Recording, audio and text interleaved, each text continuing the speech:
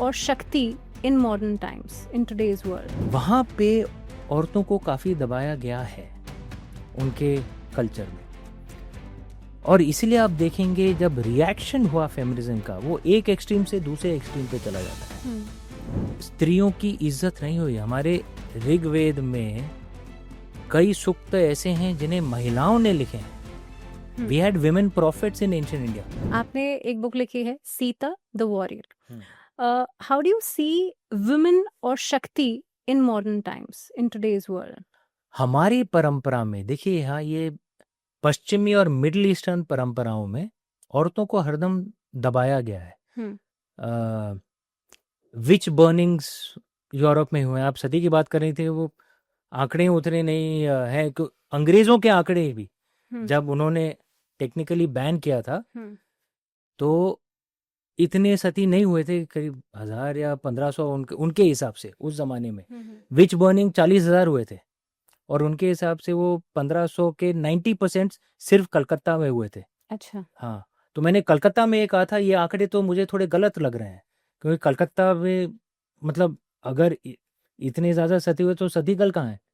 अरे एनीवे, वहां पे औरतों को काफी दबाया गया है उनके कल्चर में, और इसलिए आप देखेंगे जब रिएक्शन हुआ फेमिनिज्म का, वो एक एक्सट्रीम से दूसरे एक्सट्रीम पे चला जाता है।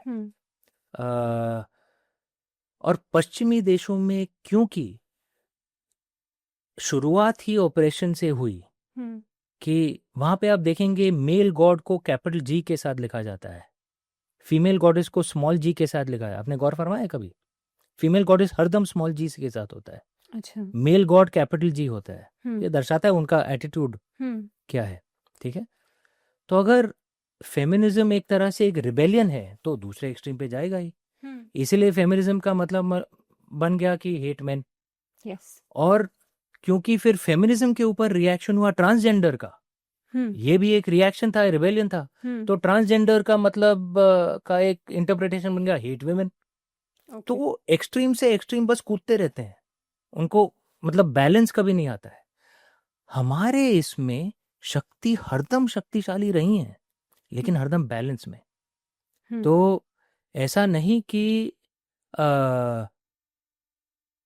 स्त्रियों की इज्जत नहीं हुई। हमारे ऋग्वेद में कई सूक्त ऐसे हैं जिन्हें महिलाओं ने लिखे हैं।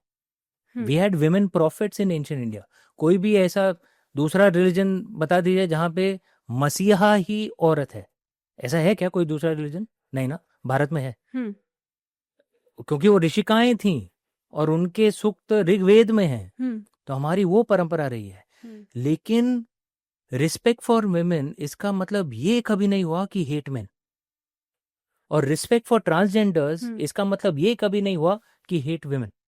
हमारे यहाँ पे तो किन्नर की भी इज्जत होती है, किन्नर अखाड़े भी हैं।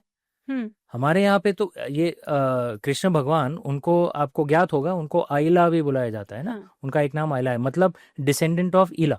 तो ईला कौन है भाई? ओके, क्योंकि ईला ने संस्थापना की थी चंद्रवंशी की। वो एक महिला थी, बाद में वो मर्द बन गई, फिर वापस महिला बन गई, मतलब ट्रांसजेंडर। उनकी इतनी इज्जत थी कि कृष्ण भगवान के वो पूर्वज थी। तो ये हमारी परंपरा रही है कि हर नारी, स्त्री और नपुंसक तीनों की इज्जत हुई, लेकिन किसी की इज्जत के लिए दूसरों को हेट करने की जरूरत नहीं है। पश्चिमी देश में यही कठिनाई है। मतलब fighting for that is something we should avoid. Yes, कि just to fight for women's rights you don't have to hate men, just to fight for transgender rights you don't have to hate women। ये क्यों ये extreme से extreme कूदते रहते हैं और अपने समाज को बर्बाद करते रहते हैं? संतुलन में रहिए।